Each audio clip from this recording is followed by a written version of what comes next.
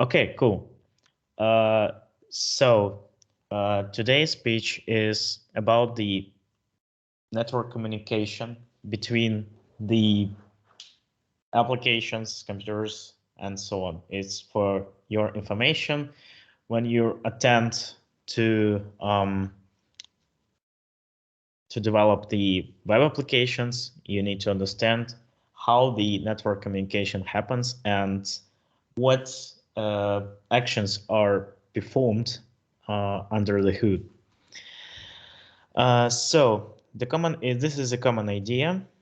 And first, let's have a brief look at the history. So most of you are familiar with such a term as 3W, which stands for the World Wide Web.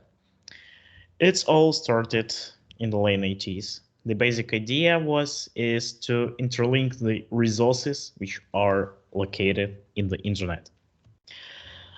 So in the CERN in 1988-89, the guy whose name is Tim Berners-Lee invented the World Wide Web, and basically the hypertext and the hypertext transfer protocol, which stands for the HTTP. And then with this invention, the internet itself becomes more popular in these days, and nowadays it's also plays the key role. So the idea was pretty simple. It's just to make some kind of transmission protocol, add the rules where the resources are located, add some structure for some documents resources, and the World Wide Web was created. And the idea is pretty simple. All right, so in order to consider what the HTTP is, I would like to stay at the model, which called the OSI, Open System Interconnection. And this model represents the actual structure of the network communication. So to put it simply, let's say we speak the same language in order to express our thoughts, ideas, or maybe some emotions. We use the language. I'm telling you a sentence. The sentence contains words. The words consist of letters, and in order to pronounce it, we use the sound or the letter on our keyboard. So, and if we're talking about the OSI model, the same happens here. So we're making some requests as for the resource, and in order to obtain the resource, we're going down to the physical layer. Basically, physical layer means some kind of cables, network devices, the network itself, and application layer. It tells what we want to transfer and how. So all the items in the OSI model are the way we decompose our communication process. Here at the table, there are the most common representatives of each layer, and we can see that the HTTP is located at the top of the OSI model, which is the application layer. Basically, in order to use the HTTP protocol, we don't actually need to possess the knowledge about what kind of cables are located between the computers, what network devices are used. The only knowledge we need to possess is how to work with the HTTP protocol. When we're talking about the HTTP, it's also worth mentioning the TCP/IP model or the TCP/IP protocol. Basically, this protocol located on the transport level. And the key idea of this protocol is to ensure the integrity of the data passed. In other words, using the TCP/IP, we can guarantee that the data is passed correctly. And the other idea is that the TCP/IP relates to the where the resources are located and how to transfer it.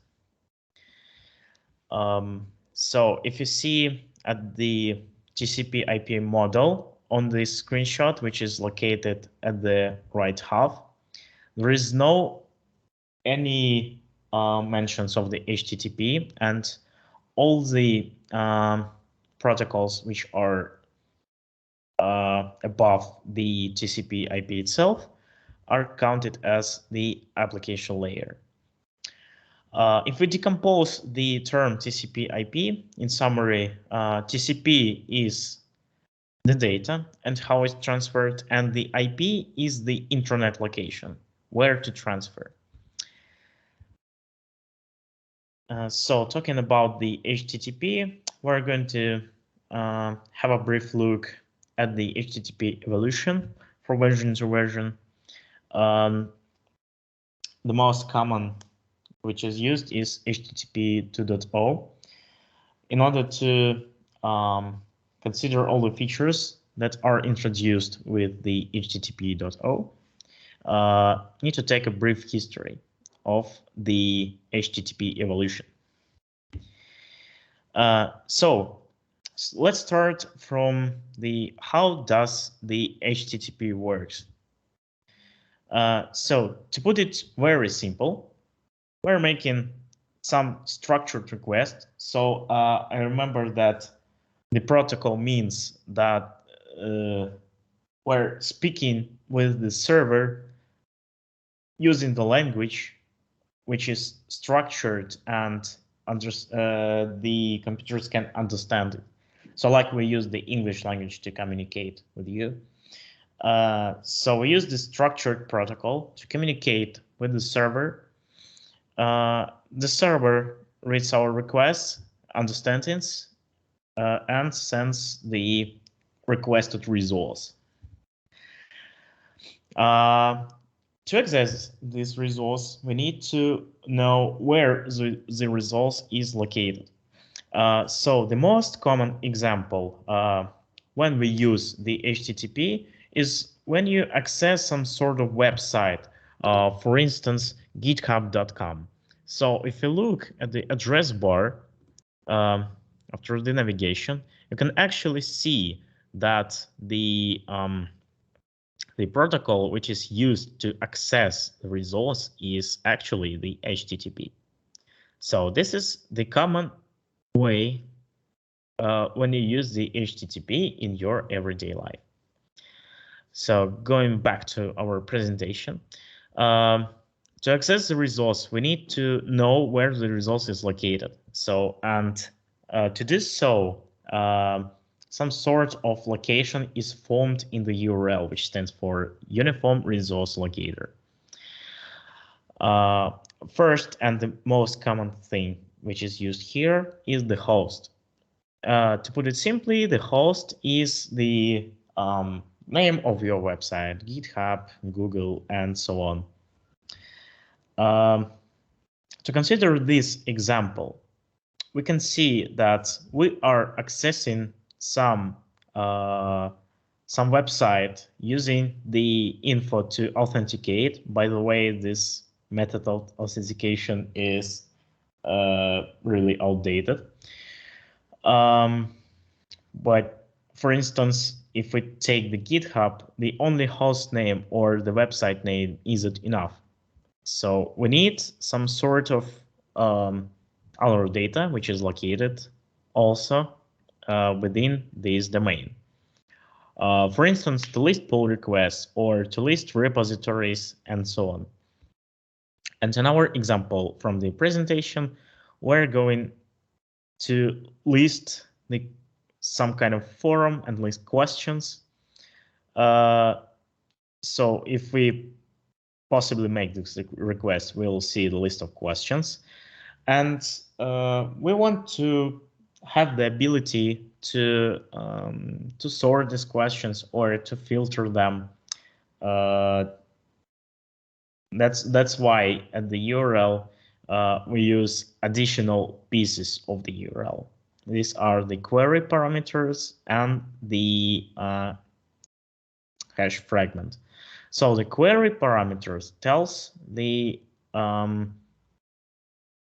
server that we need to locate all the questions which has the tag name networking, and we want to order them by showing the newest one at the top.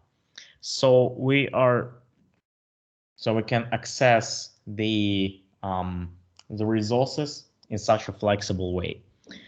And this fragment tells the browser that we're going to scroll down to the element, for instance, to some particular question, for example. And with help of the URL, we can access all the resources in the comfortable way. So if you may have been noticed that we're using the website name here or the host name in order to access the resources. Maybe you know that all the computers to identify itself on the network uses the IP address. So all the computers which are connected have their own identificator. But how the browser can obtain those resources if we use just the IP address, which contains only of digits, dots, or some kind of symbols. Yeah, it's quite simple, because in order to access GitHub, you don't write the actual IP address, you type just github.com. To obtain such a result, the domain name system was invented to help accessing the resources by mapping them from the hardware IP address to the human readable DNS address. For instance, when we're making the request to the google.com, first we perform the DNS lookup and searching for the suitable IP address, which is linked to the such a DNS name. Once we have obtained the IP address, we're telling that we're going to make request not to google.com, but to the real IP address. But still, we are on the Google, and the real user just see the domain name while performing the request. So it's quite useful. And we'll see from the request charts that before performing the actual request, we're doing the DNS lookup, which takes some time to do that. Maybe you are familiar with the host overriding on the operating system side. If not, so any operating system has their own file, which is called the hosts, and where you can place your own DNS mapping for IP addresses. For example, if I save the following file on my computer, all the requests which I perform on the myawesomeapp.com, which will automatically redirect to the following IP address. So that's will maybe in some cases handful for you. And this is the a simple example of how we can organize the DNS lookup on the local side. Okay, so I mentioned that the HTTP protocol works under the TCP/IP, and that's how the connection is established. The process, which is called triple handshake, occurs every time you are performing the request.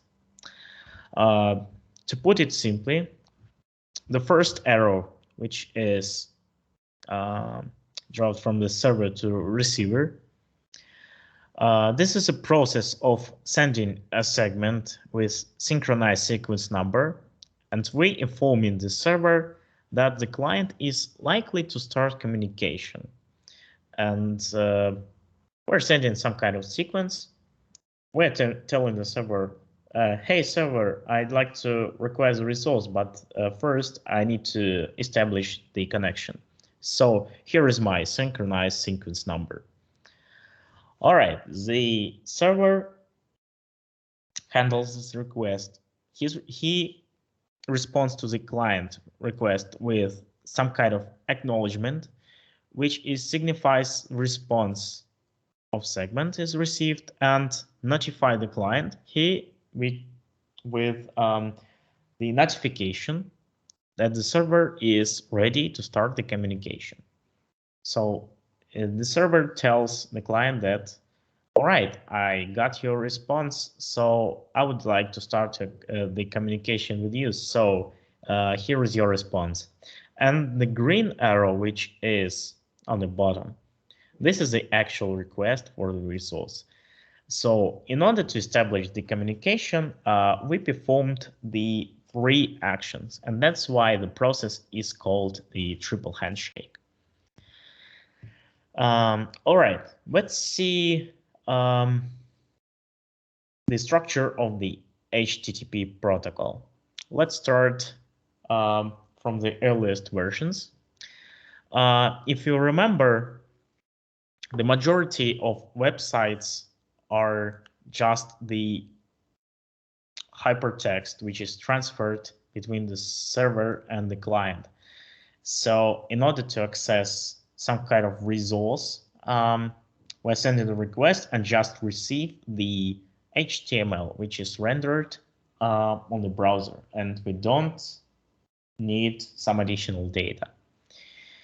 So let's how the HTTP starts its own journey. Then some new features were added with HTTP 1.0. Some kind of data was added, and this is called the headers.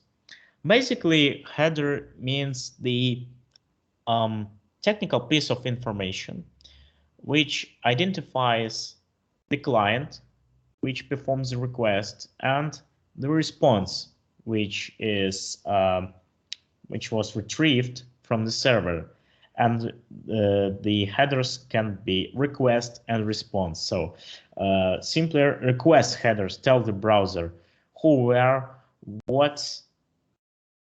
It sends some technical data, for instance, which browser might be preferable language. So maybe you've been questioning how the website can identify which language should be set when the client access the website.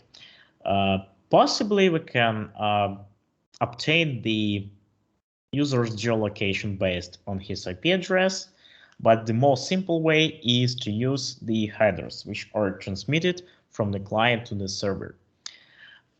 So request headers is the piece of information from under the number 1, and under the number 2, these are the response headers. It tells us that we received the content, which is the plain text. It has the content length specified here and some additional attributes.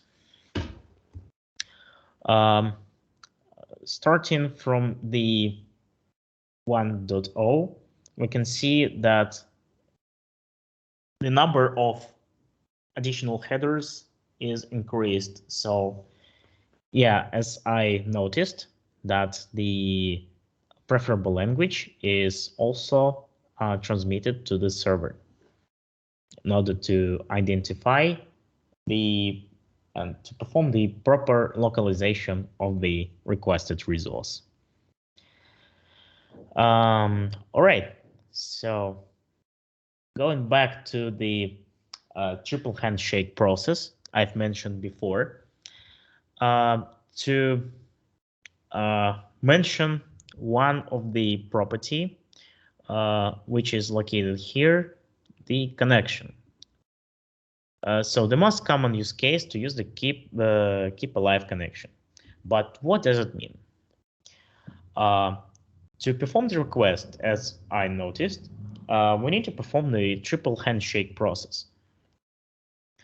And if we want to access the multiple amount of data from the server, we have to reopen the connection again and again, because on this picture we see that we requested some HTML and then we close the connection.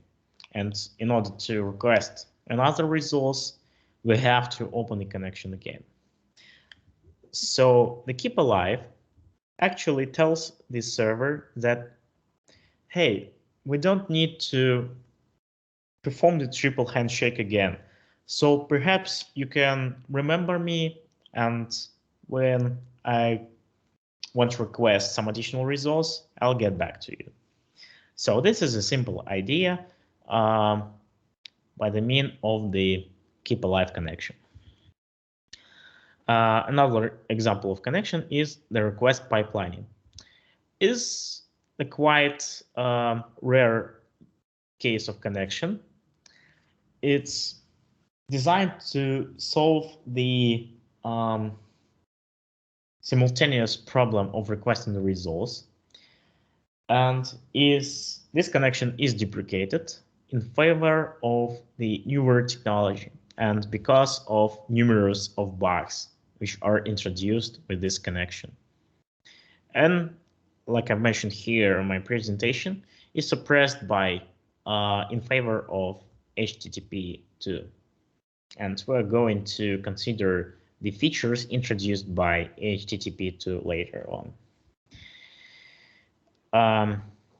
So to describe what the HTTP is, what the key features, we can define the following points. So all the data I've showed you before, like these headers, the hypertext markup, and some additional data, which is passed between the server and the client, is the text-based. So the protocol is pretty simple because it is based on the plain text. The HTTP is a pull protocol. It means that initially there is no duplex connection between the server and the client. It means that you can only request or transmit the a single resource at the same time. By the stateless, which I mentioned here, I mean that there is no actually state while performing the request. For example, for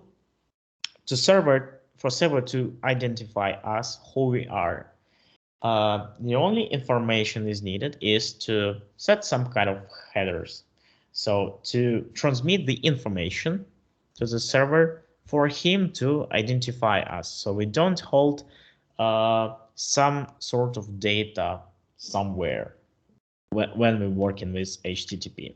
So we don't introduce any third-party state here.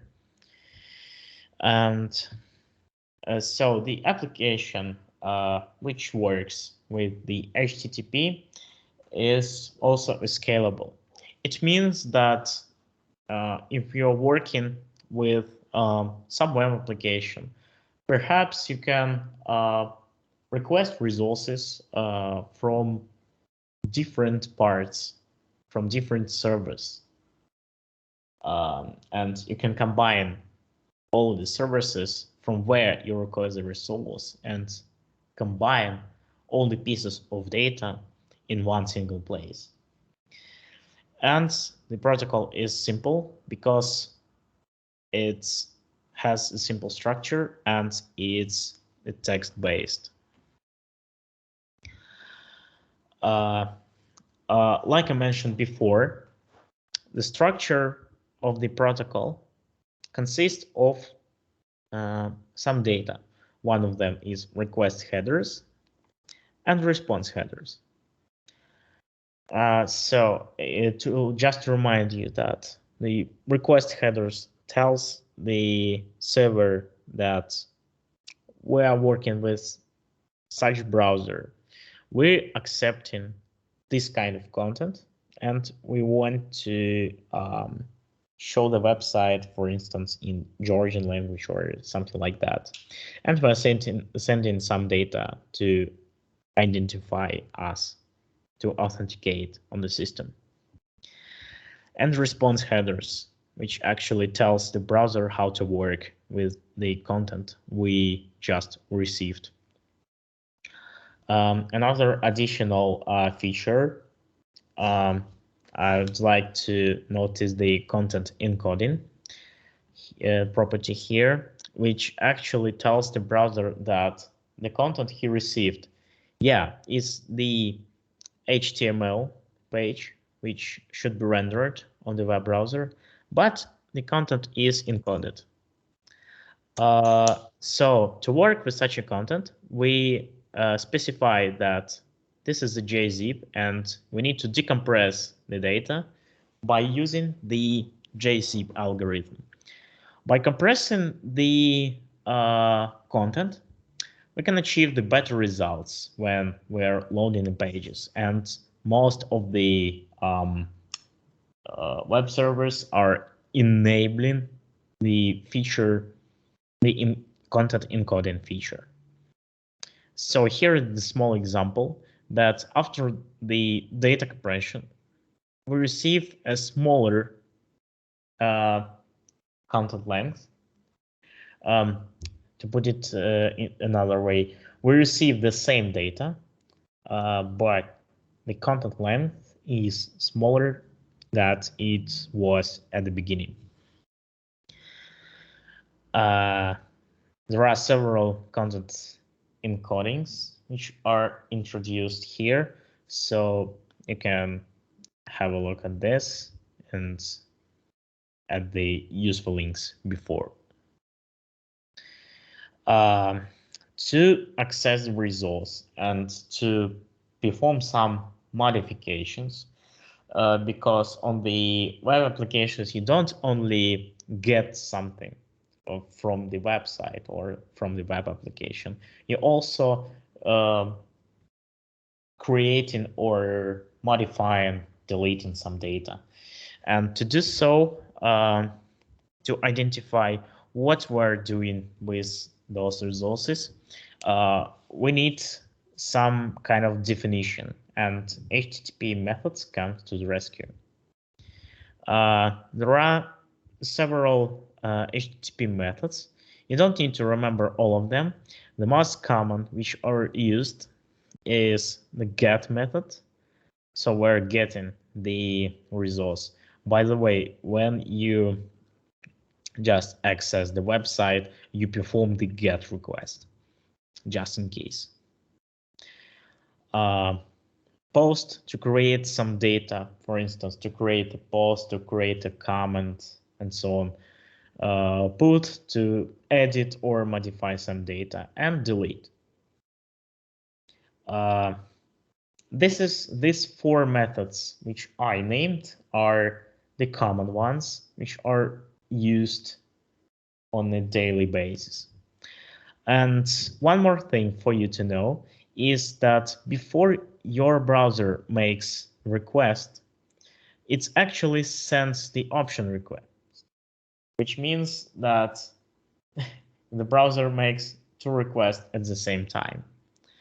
If we're going down here to see the HTTP methods, we can see that the option request is a pre-flight request, which sends at the background. So if your code performs the GET request, the browser also performs the options request. It tells the browser that at the URL, for instance, example.org, we can access several HTTP methods.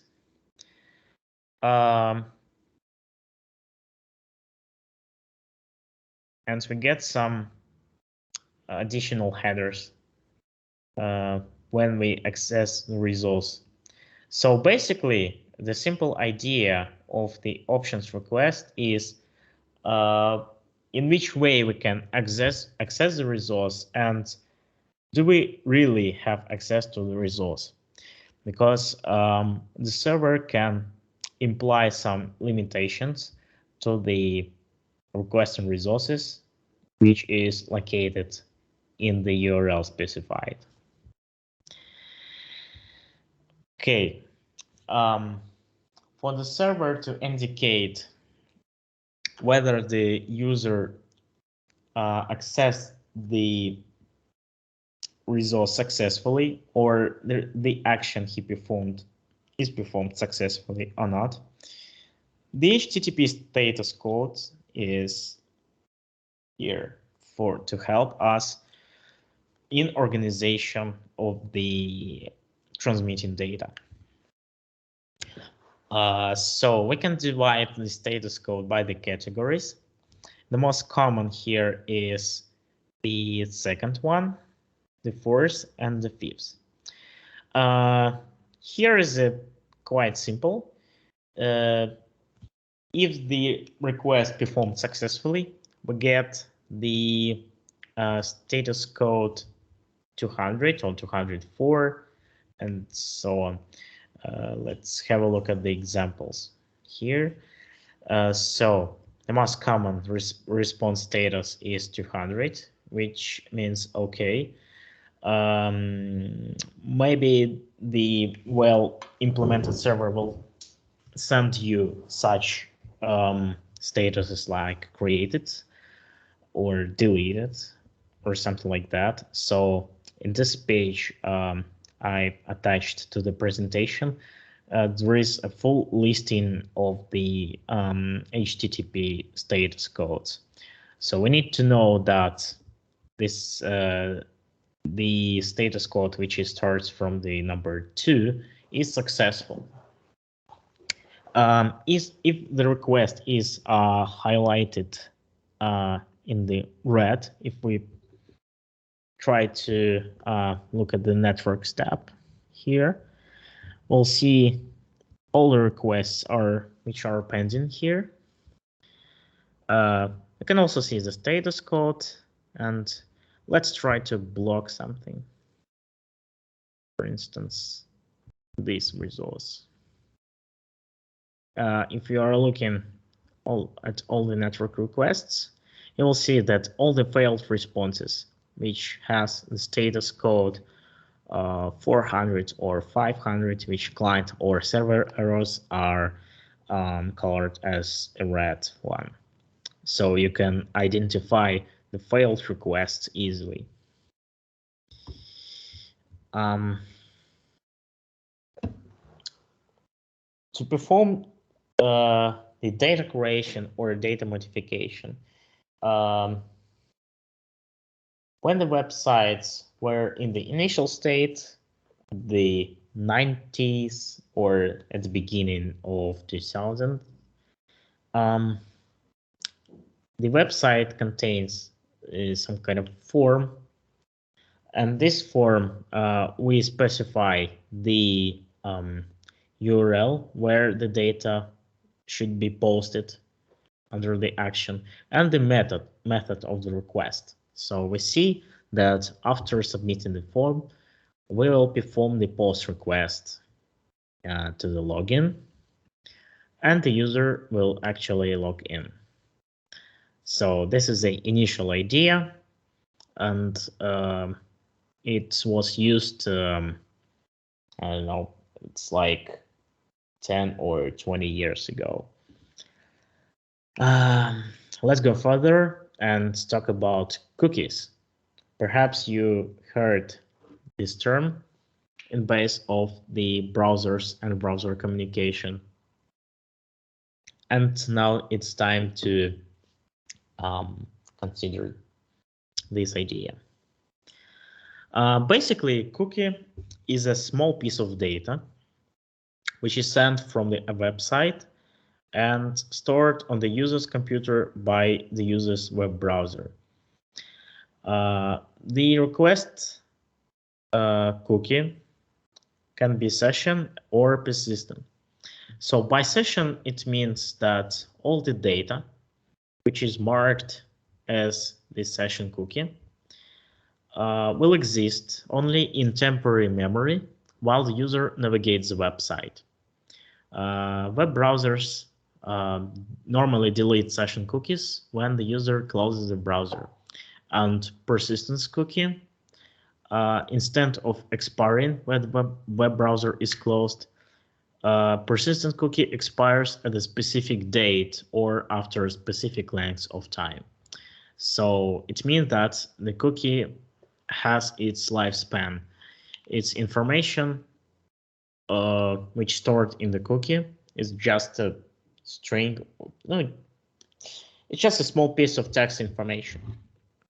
So this information is transmitted to the server every time the user visits the website that is belonged to. On every time the user views a resource belonging to that website, the cookie will be sent to the server. So the cookie can contain some kind of information like the user identity or the user preferences, or maybe when you navigate to some shop on the internet, you want to add some items to the cart. Before you log in, all the data is stored in some kind of storage. And with help of cookies, we can tell the browser that the client, both authenticated and anonymous, has some amount of data which should be processed. To work with cookies, there are several ways to do that. We can grab it from response. For instance, when we just logged in and the server provides us a cookie.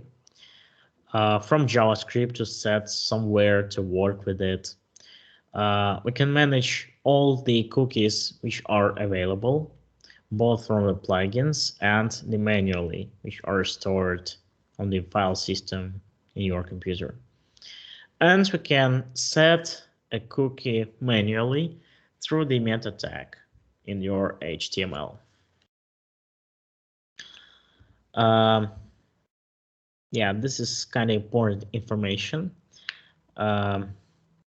Basically, yeah, here is a definition of the cookie. That's a small piece of data. And the only who can access the cookie as the HTTP. It means that it doesn't available from somewhere. So we can get acquainted with the page. I've put it in my presentation here. Okay, I've mentioned that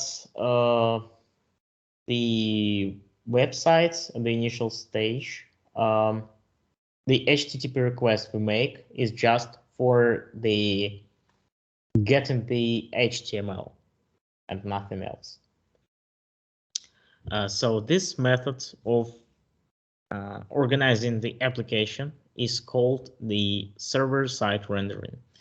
So, for example, if you try to open the list of pull requests on the GitHub page, we'll see that the first request we make to the github.com/pulls will return the HTML, the whole markup. When we accessing the websites and we can try to navigate through the links, we can see that the whole page is reloaded. And when the websites are just appeared, we're just grabbing the HTML, and there is no way of updating some resources when the page is already loaded. So we need some way to organize the dynamic pages to fetch the latest data for some widgets and to access the latest updates. To perform dynamic requests when the page is already loaded, we need to get acquainted with such a term as AJAX. AJAX stands for Asynchronous JavaScript and XML. And with the help of AJAX nature, we can organize the client-side rendering applications. So if we look at this example, so we just received the whole template. And what if I say that we can create all the template dynamically on the client? And this is all about AJAX.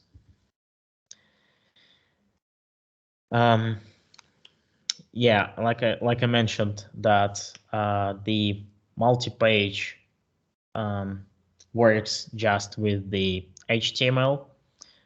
So in terms of multi-page applications, the resource we request is the markup for our page and for browser to render it.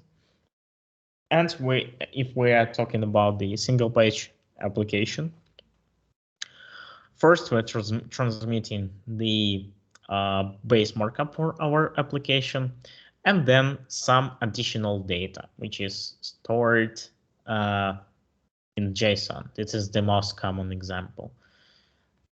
So if you just so you know, the JSON is a JavaScript object notation. So this is the common way of transmitting the data nowadays. So if we're talking about the websites that were at the late 90s, for example, so they just work with the HTML, and now we have the ability to request some additional data and build the fully dynamic JavaScript enabled web applications. But if we're talking about benefits, also drawbacks are worth to mention, because we need to be aware of it. For instance, some browser could disable the JavaScript support, but this is the rare case. When you're accessing the resource which is located on another origin, for instance, you are on the GitHub page and trying to access some resource being on the GitHub from the google.com, most likely the request will fail because the Google prohibits the cross-origin request. So this is the security configuration which prevents it's customizes the cross-origin communication. If we're talking about the search indexing, it's possibly could be a problem. But for your information, that the Googlebot crawler and another, if we will consider other popular search engine crawlers, they are able to work with the dynamic JavaScript applications and perform all the necessary indexing. But for some, in some cases, if you're using another search engine, it could be a problem because you are receiving the data dynamically on the page, and the search engine crawler is not able to index the data. By the way, talking about the Ajax, I would like to see the example of loading the initial page. For instance, we have the Angular IO, which is the fully dynamic application. If we have a look here, we received some base markup, which consists of the links to the style sheets, to scripts, and so on. And if we scroll down to the bottom, we'll see that the body is almost empty and contains nothing except the message. In case the browser doesn't support JavaScript, we'll see this message.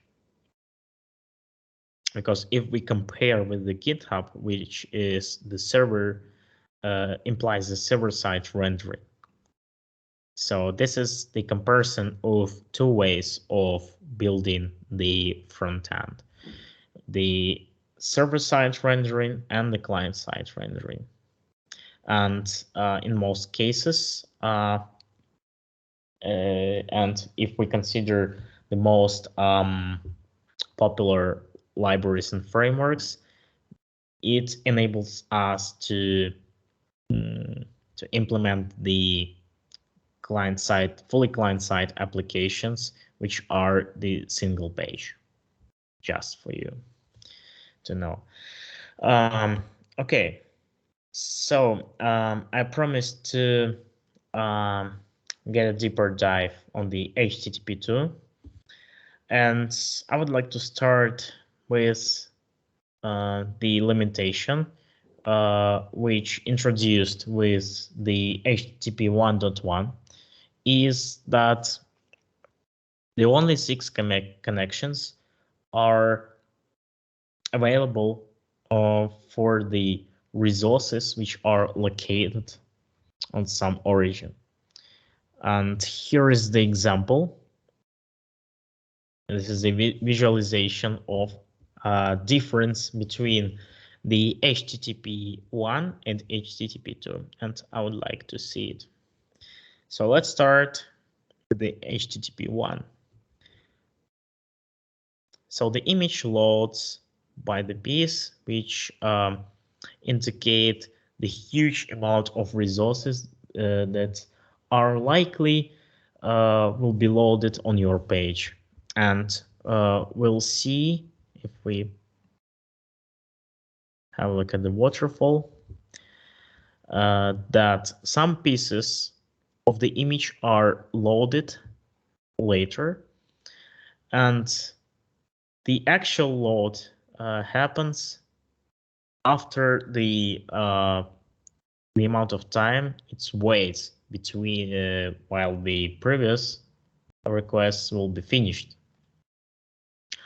It's because in order to organize such communication, we have to open a new TCP connection. So if you remember that the HTTP works under the TCP/IP protocol.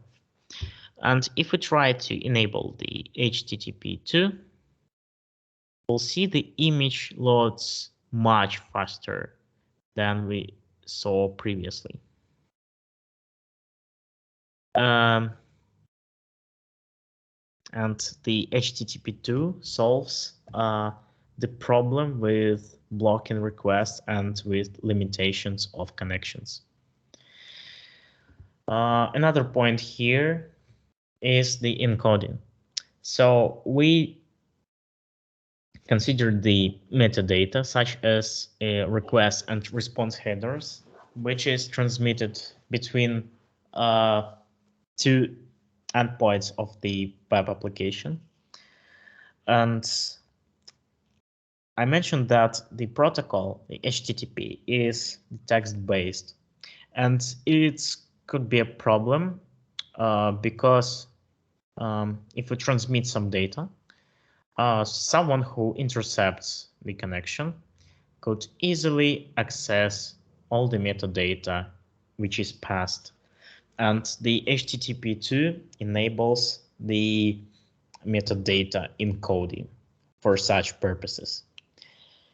And here are the key difference and key features of HTTP2.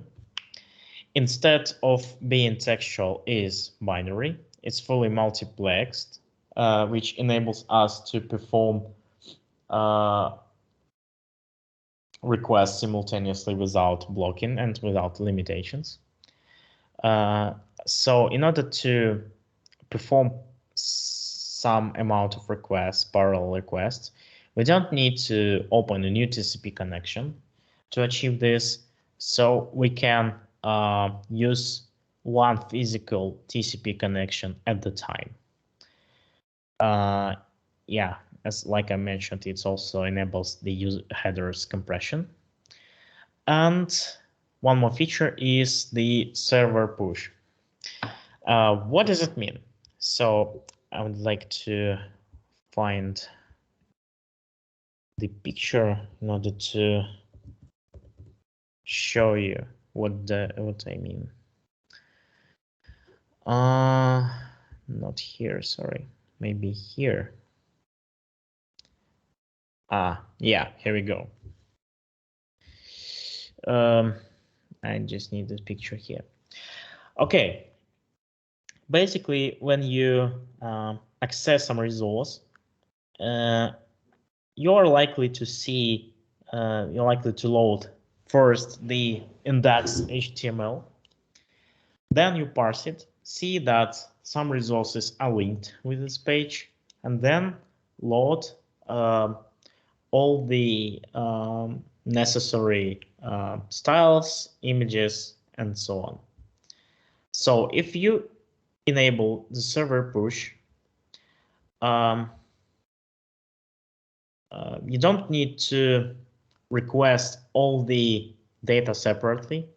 Instead, the server decides that you load index HTML, and more likely you will need to load some CSS, or some CSS will be enabled with this page. So it presumes that you need some resources to be loaded simultaneously with the markup. So to achieve the parallel requests under the one TCP connection, all the data is divided by streams that don't block each other, and we can download and upload the data simultaneously. And for the better structure, and since the HTTP2 is binary instead of textual, the HTTP headers are also formed in the form of frames, which are transmitted to the server and to the client. And this is the table of supports, which browser are support the HTTP2 now, so you can see and get acquainted with it. And here are the useful links for learning more about the HTTP2. Okay, also we have one open question, because all the resources on the internet are not only related to the social media or to some news blogs and so on. You most likely buy something via the internet. You have some appropriate resources to do that. And the key question here is the security, because you enter some sensitive data like your credit card information, your bank account, and so on. And how to ensure that there is no the middleman who will intercept your request and read all your sensitive data. That's why the HTTPS, which is secured version of the HTTP, comes to the rescue. To achieve these results, the additional layer in our OSI model is added when you perform the request. And I will just remind you that when you perform the HTTP request, you are going down to the bottom, to the physical layer. There is the additional layer, which is called the session layer, and the most common representatives are the TLS and SSL, which performs the additional checks of the integrity and validity of the request, of the certificates which is used with this request, and so on. So the certificate is the common way of ensuring that your request is encrypted and will not be intercepted by some middleman. And performing the HTTPS requests requires some additional checks on that layer. So before sending the actual requests, some kind of center, let's say that is the certification center. First, it checks whether the certificate is valid or not, and then we performing the actual request. To put it simply, we need to know that for all the cases when we use the sensitive data, we should use the HTTPS for a regular basis. Okay, I mentioned some words about the cross-origin requests. Let's have a look here. It's adds some additional headers to describe the way the cross-origin request can be organized or not. So you can have a look separately to what the course is. Okay, so another topic to discuss is the rest. It's not it's not resting after the long lecture or maybe during, I don't know. It's about the way of designing the server application. So, and the REST stands for representational state transfer. Is the way, is the guide for software engineers to how to design the applications, how to organize the structure of entry points when we making some HTTP requests. And there are 6 definitions, 6 keynotes, constraints, I would say, which restricts the way the server can process and respond to the requests. And in order to your application to become RESTful, it needs to follow the 6 rules which are described here. One of them is the client-server architecture. So basically, the single-page application, the example of single-page application I've showed you previously, is one of the representatives the server for using this application is the most common example of the RESTful application, because the client and the server are the fully separate and independent applications. The next one, I noticed that the HTTP is a stateless protocol. Then the statelessness is one of the key principles if we are talking about the REST. Cacheability. So it's a form some rules of caching the resources, and instead of reloading, reforming the resource once again, we need to enable the cache. Okay, so as for this principle, the layered system, when we make the request to the server to obtain or to process some data, the client cannot ordinarily tell whether it's connected directly to the end server or to it goes through the proxy server or such kind of load balancer, and how the data is formed on the server. The client doesn't care about what processes are on the server. And so all the information the client needs to know is just how to perform the requests. The optional principle, which tells that the server can extend the functionality by transferring the compiled components such as applets or third-party scripts.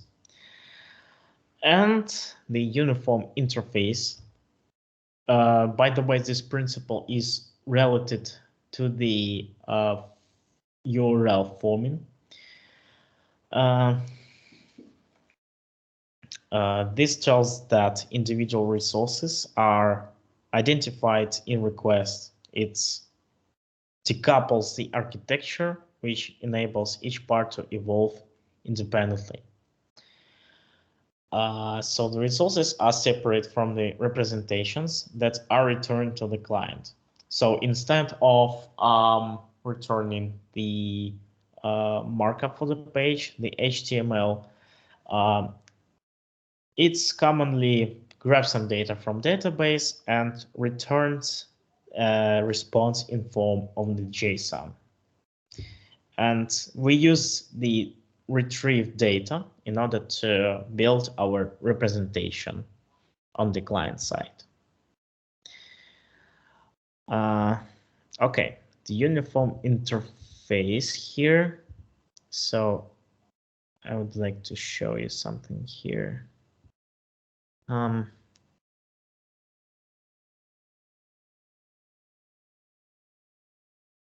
Okay. I noticed the resource manipulation here, and I will not explain everything, because for us, for the front-end developers, it's mostly for our information. Because if you probably will ask what the REST is, you will answer that the RESTful API is that API which follows the 6 or maybe 5 principles. It's a representation of state transfer, just for your information here. All right, and the most important thing to mention here is that the REST is not a standard or a protocol. It's just a recommendation for the developers, for backend developers, how to implement, how to design the backend's API. It's like an architectural style, which is commonly used in designing these servers in our client server chain. And I suppose this is it for the network communication. If I'm not mistaken, you have the upcoming lecture about the async programming, where you will see how to actually work with this request. But in case if you are interested in this topic, just a quick live coding example, how to perform the requests. So I see here the Postman echo, which enables me to perform such requests. All right, so I would like to clear everything here and try to perform an HTTP request. The most easy way to do that is to use the fetch API. You'll learn more about the fetch and other APIs separately. All right, so I would like to access this resource. I would like to try to access this resource. Aha. I see that this resource is not accessible during the cross-origin requests because the course policy blocks all the requests. Okay, but I can do it another way. Just to do this in the new tab, I would like to try it. Okay, failed to fetch, but I don't see any results, any response, or even an error. That's because this is the asynchronous call, which introduced the new object. In our case, let's just to try handle this error and see what's happened here. Failed to fetch. Okay, we just grabbed the error here, the get request, and it doesn't work. When I prepare for the lecture, it worked, but why? So what's going on here? But okay, we performed the HTTP request, but we got the error response here. I would like to notice about all the errors which are most likely will appear in your application. That's all the errors should be handled appropriately because something will happen, and not to break all the sequence of actions, you need to show some kind of message that something went wrong or the user entered the wrong credentials and so on. And just for you. Okay, but anyway, you'll be learn more about the asynchronous programming in the further lecture. And now it's a question time, and I'm ready to answer it if any.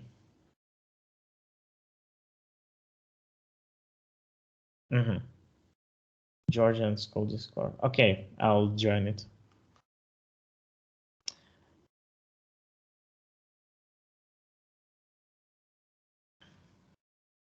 Maybe I should cover some topic that isn't clear enough for you, or maybe you have some questions to ask me. Do not hesitate, I'll answer it.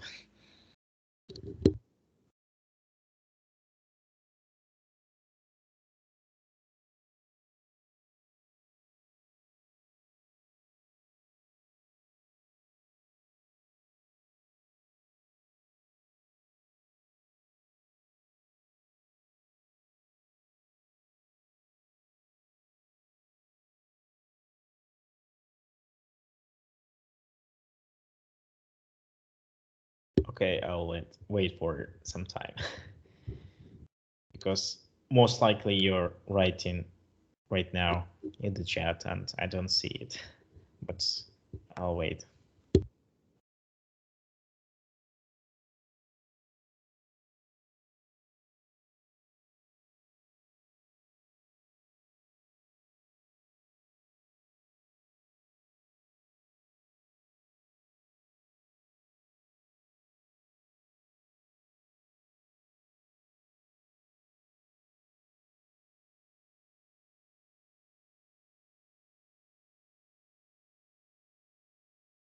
Okay, can you provide some readable resources as well? Lecture was.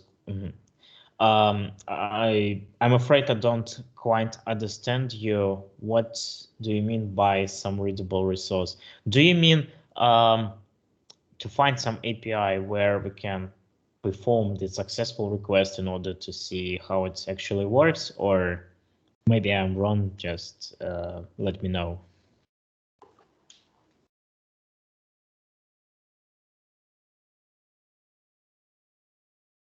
I mean the useful links. First, I'll find your Discord server where I can share my presentation along with recording, and all the links will be provided as well.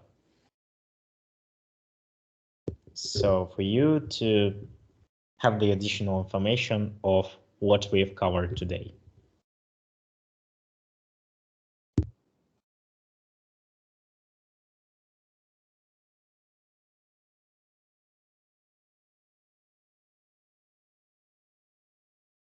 Oh yeah, thank you for the link. I'll join it.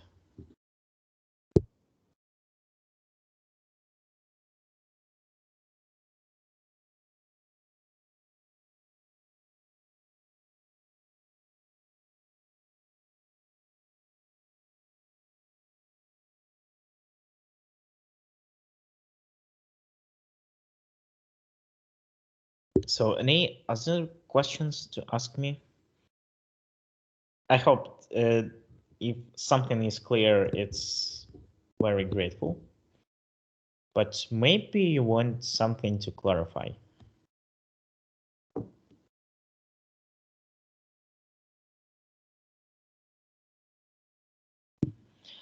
All right. In this case, I'll be also available on the Discord once I joined your channel. So if you don't ask your questions here, you can easily reach me on the Discord. So if you'll have additional questions, so you can freely ask me. And in this case, I suppose we can wrap up our today's lectures and talk to you later. Thank you for your attention.